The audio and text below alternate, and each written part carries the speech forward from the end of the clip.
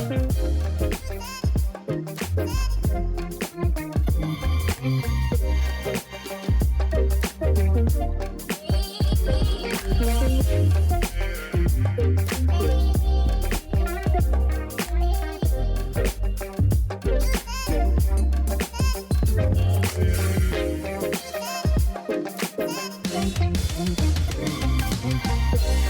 everybody, and welcome back to another episode of the Speak Plainly podcast, where we speak plainly about things that matter.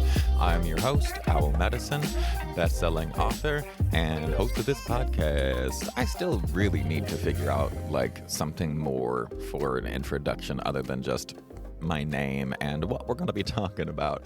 I've been doing this for 3 years now, and I still can't find a way to introduce myself that doesn't feel incredibly awkward.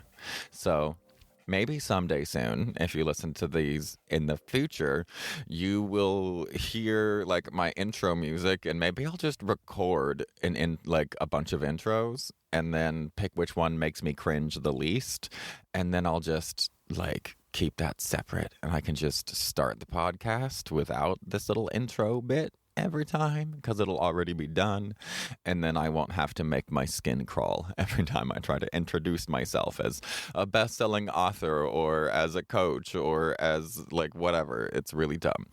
So anyway, I did do a podcast that touched on this subject a while back, and that one was called Why You Will Marry the Wrong Person. Why we all marry the wrong person. And the answer to that is, well, I can't really sum it up very well. So if you want to figure out why, then listen to that podcast, but we'll talk about it a little bit here today. Today's episode I'm calling Toxic Attracts Toxic, because one thing I have learned for myself through my own healing and my own addictions, and talking and being friends with lots of other people that have done lots of healing or in need of lots of healing and have also fought their way through addictions, there is one thing that we all agree on that is really a hard pill to swallow, and it is, it's that jagged little pill that every single one of us needs to genuinely understand if we're going to live a more fulfilled life. We have this thing where we believe, especially when we're young, that we attract toxic partners. We wind up being with I call it the same dude, different dick phenomenon, where you're with the same, it might have a different name and a different body, but inside they're quite similar from one ex to another, to another, to another. And if that is the case, if a string of your exes are all basically the same person, then what that's telling you is that there is something in there that you haven't resolved, most likely left over from your childhood. And the reason that you're attracting this toxic person is not because these toxic people are attracted to you because you are perfect or are better and need to heal them. They are attracted to you because you are toxic. I want you to hear me again. If toxic people are attracted to you, or you are attracted to toxic people, you are toxic. Very plainly, zero exceptions. So, the reason I say this is uncomfortable, but very, very true. That other episode I mentioned earlier is all about how the way that our nervous system is set up in childhood sets us up to be programmed in childhood and then play out that programming for the rest of our lives. And we get programmed in a certain way by our family, and we see how our family does relationships, and then we do relationships that way. And if there is a toxic person in your family, 90% of the time, the family unit comes first. So they might have a problem with the toxic person, but the thing that everyone is focused on is keeping the peace. They're focused on keeping the peace, and that usually means catering to one toxic person's external toxicity. And this is where I'm going with this. There is external toxicity and there is internal toxicity. There is this balance that I believe is unescapable in the world. Anything that you do that makes your life easier for you most likely makes things harder for those around you. And anything that you do that makes life easier for those around you most likely makes things a little bit harder for you. So in the conditioning of early childhood, say you have an angry mother, we'll go with angry father. Say that you have an angry father and the mother is always trying to keep the father's anger from blowing up. Maybe he doesn't get abusive. Maybe he doesn't even drink or like that kind of thing. But there is one person with a lot of volatility in their emotionality. And that person's toxicity is external. They are toxic to the people around them. Selfish people live longer. Just going to throw that out there. Selfish people live longer. And like, ask old people. They'll tell you being selfish is a big part of it. And that's that whole things that make life easier for you, make life more difficult for those around you, and vice versa. And so in a household where there is a person who has external toxicity, what happens is through this attachment authenticity war, which is another podcast episode I did, which I think is fundamental to understanding everything that those of us with childhood trauma struggle with. During this attachment authenticity war, our authentic expression of how we react to, say, our father's toxicity that is external to him, blowing up and being chaotic and being angry and whatever, that external toxicity we have to deal with one way or another. And our biology chooses how we deal with it according to how old we are, where we're at in our development, and that sort of thing. There is some personality and stuff. Like, some kids are just like they are themselves. But they are still very, very heavily and easily influenced. So when a child is raised with a person who is externally toxic, this war happens inside them. They can, over time, learn what's good and bad, and they're told this is what a good boy does or this is what a good girl does, which is all bullshit. But like, we do understand and we all agree that there are like ways that we ought to behave most of the time to make everything easier for everybody. And so as we instill these things in our children, we instill in them the exact opposite of what their lived experience is. We're telling them you can't blow up on people. We're telling them that you can't just let your anger fly everywhere. Meanwhile, at home, that's exactly what is happening. And so when that toxicity flies out and bumps up against me as a child, my body launches a adaptive strategy to get me to survive whatever that toxic thing is. And since my external world is toxic and I see how much that hurts myself or my siblings or my mom or the people that I'm with, I make a decision in my tiny little baby brain, toddler brain, preteen brain, teenage brain, whatever, that I am never going to act like that douchebag. So I make a sorted effort for the rest of my life to not express anger in that way, because it is toxic and I've experienced what that toxicity is like and it's awful. So then I have trouble with my own authenticity, because if you have any amount of self, then and including just that like biological, like that biological sense of self-preservation, that alone, which is innate in all of us because we are alive, that will launch anger at some point. When our boundaries get crossed, when we are threatened, when we feel under threat for one reason or another, our simple will to survive easily can launch anger.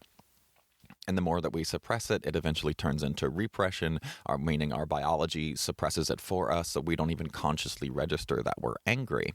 And what that does is it turns that external toxicity into an internal toxicity.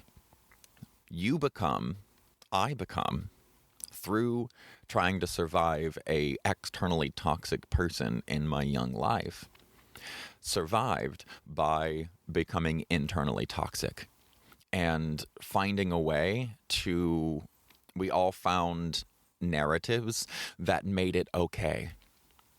We found ways to make it okay that dad was mad or that mom was always angry. We found ways to explain it away because they were working really hard or because they had a bad day or whatever it is. And we spent all of our time excusing their behavior and learning to ignore ours. And so when you wind up in a relationship later on in life, you wind up being attracted to people with similar types of temper tantrums or whatever as your father, or people who are as work focused, others focused, like not focused on you as your mother, or whatever thing that hurt you. You wind up with people that hurt you in a similar way because we're trying to eventually change the ending of those traumatic experiences, those experiences that linger where we don't feel good enough and where that person's external toxicity becomes our internal toxicity. So it's not that you are a super duper duper good person and that you're attracted to toxic people because you are meant to fix them. You are a super duper toxic person and you are attracted to super duper toxic people. You are toxic to yourself and the person that you were attracted to is toxic to everybody else, or vice versa. Do you get what I'm saying? I really hope you get what I'm saying because this is really important to understand, especially for anybody struggling with addiction. We have to understand that even though our programming is not our fault, it is our responsibility to deal with. And if you don't actively deal with it, you are playing the victim card. And you will play the victim card for the rest of your life until you deal with it. Which, understandable. You were a victim. So was everybody else. Some worse than others. But how long are you going to play that victim card? How long are you going to believe that you were the good person and that everybody around you and everybody that you're attracted to is so toxic and it's your job to empath your way into healing them? No. You're both toxic, and the reason that you're attracted to each other is because with enough effort, enough work, enough self-awareness and awareness of the other and the dynamics of the relationship, the two of you can learn from each other. One is internally toxic, the other is externally toxic. So the externally toxic person can learn to maybe bring some of that inside. And the internally toxic person can maybe learn to externalize some of that blame. What that does is it brings balance.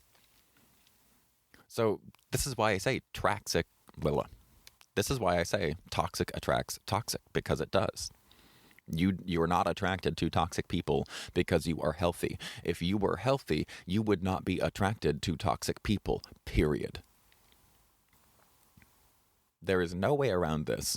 I really want people to get through your heads, and I know this is a harsh one, but as I've gone back and I look at the podcasts that people most listen to and most enjoy, they're these ones. I have a lot of kind of not cool, strongly held opinions, and they are, and according to me, of course, because they're mine, I think they're pretty solid. And this is one of them. And I really want to get this through everybody's head. If this is a thing that happens in your life, if you find yourself constantly attracted to people who are one way, who are toxic in one specific kind of way, you need to understand that you are toxic in some specific kind of way. And the two of you have met because you are toxic in familiar ways. And because it's familiar and you have survived that familiar scenario before, your automatic reactions to things will allow you to survive the relationship, but they will never allow you to thrive. Ever. because the strategies that were launched by your body were not cerebral strategies. They were immature, juvenile strategies. And I mean that in like the scientific meaning of the word. They were immature, juvenile, undeveloped, automatic biological responses predicated on survival, not on the best possible outcome or thriving or what's going to be best in the long term, outside of surviving is best in the long term. When we finally accept that we are toxic, this is so important. When we finally realize that we are toxic, that there are aspects of us that are very troublesome, and it's really hard to see them. It's really hard to see it as this, because especially for women, because women are told and trained and socialized from the time that they're little that they are meant to be eternally forgiving, and to Christianity and their turn the other cheek and all of that kind of stuff. And forgiveness is great. Forgiveness is wonderful and all of that. But when you just do it over and over and over and over again, especially as a child, and you don't have a choice, that's not healthy. It's not healthy at all, because you're not making a choice to forgive. You are simply acting out of your conditioning to be a doormat. Let me say that again. You are not forgiving out of a conscious effort to forgive so your life can be better. You are acting out of your automatic conditioning, which makes you a doormat. That is the difference between being a doormat and being evolved and making a cerebral choice to forgive a person, and then a conscious choice to stay away, far enough away that they can't step on you. Because if you forgive them and then they continue to step on you and you continue to forgive them, you are enabling. You are toxic.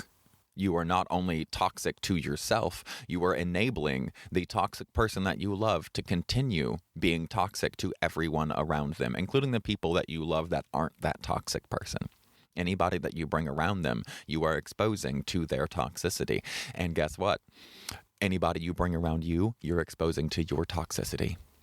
And that's what's so fucked up, because that's how our daughters become super twisted, because they see mom preserving the peace over everything. And when you see somebody just preserving the peace, you think that's the good thing. And you see that the external toxicity is so bad that the antidote to that toxicity is essentially being a doormat, because that allows them, that keeps the external toxicity from getting worse. But with that whole internal external thing of whatever I do that makes my life harder makes the world around me easier, and vice versa, you are putting that toxicity on yourself. You're essentially, in a way, you're absorbing it. That's what people mean by like absorbing the toxicity and absorbing the anger. We internalize it. We find a way to excuse whatever it is that they're doing. And they might have good reasons. They might be a combat veteran. They might be a foster child. They might be a survivor of extreme abuse. They might be all of these things that genuinely do need love and affection and care, and they deserve forgiveness and like understanding and all of that. But that does not mean you're not being toxic when you do that. So be careful with it. I'm not saying never date anybody or anything like that. I'm just saying that if you are a person who is on a self-development bent, what you need to understand is that there is probably something deep inside you that is fucked up. And that something, more than likely, is also the things that you believe make you a good person. Because that's what our society has done. We have elevated psychopathic, sociopathic, toxic people to the premium.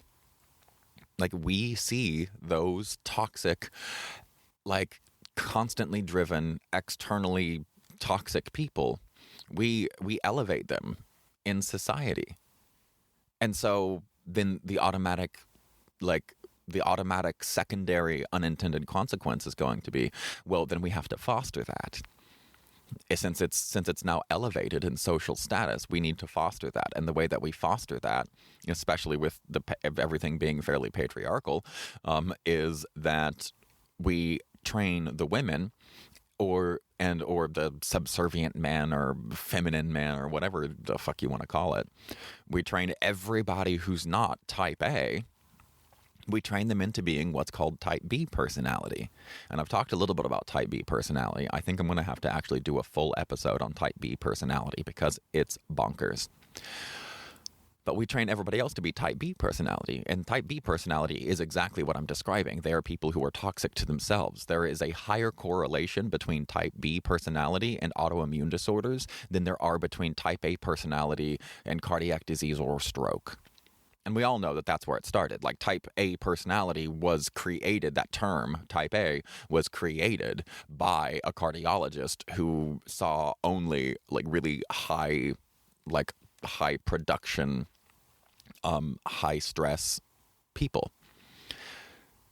These type B people that have been created by society, we're told about the goodness and the empathy and it gets intrinsically twisted up with religion and the forgiveness and all the good things, all the good qualities, because a truly mature person is going to be able to be forgiving and see the toxicity in a person and not react to it. And that's not the same as being conditioned to automatically respond in a way that most of that response is internal, so other people can't see it, so it looks from the outside the same as your Buddhist monk or whoever the mature, evolved person is that you think of in your head who can handle that kind of toxicity without absorbing it.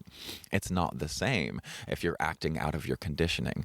They have spent years of their life learning to let their mind all control their heart and their emotions, and I guess that's a bad way of putting it, but I think you know what I mean. It's not about their mind controlling their heart, but not letting their heart control their mind. Let's put it that way. They're not letting their heart and their emotions rule their mind. They feel what they feel and then can make appropriate steps after that. Each of us on our journey through addiction, we have to get through our head that there is a piece of us that is toxic. And we can't do that until we start to get sober for a little bit, because we can't see anything other than the pain. It's so hard to see anything but our own pain. That's why we use, is to make that pain less. And once that pain is less, then we can see a little bit more clearly. But only if you're also paying attention to the way that you've been socially conditioned through your culture, through society here, wherever you're listening right now. You have been conditioned in a certain way, and some of that conditioning couples in with this internal and external toxicity in some really interesting ways. Because every tradition has ways to deal with being crossed or being hurt. And a lot of it is based around forgiveness, and being forgiving and being a doormat are not the same. They can look a hell of a lot like it, but they are not the same. And that's what I wanted to get through to everybody today. Looks like this is going to be a really short episode, but I don't think talking about it from 1,000 other angles is going to be beneficial. I just want everybody to understand that if you're attracted to toxic people, or toxic people are attracted to you, it is because you are toxic. With no exceptions. There is something about you that is internally toxic. You are toxic to yourself. If you're attracted to externally toxic people, you are most likely toxic to yourself. And vice versa. If you are an externally aggressive and toxic person, you are going to be attracted to people who are internally toxic, and you will see them as beautiful, giving, kind souls who are always there for everybody but themselves. and they're going to wind up with cancer and autoimmune disorders and that sort of thing. We know this. It's very well documented. There's multiple chapters in Gabor Mate's book, The Myth of Normal, where he talks about type B personalities and the way that this trauma gets integrated into our neurology and habituated into responding to a certain type of stress in a very specific way.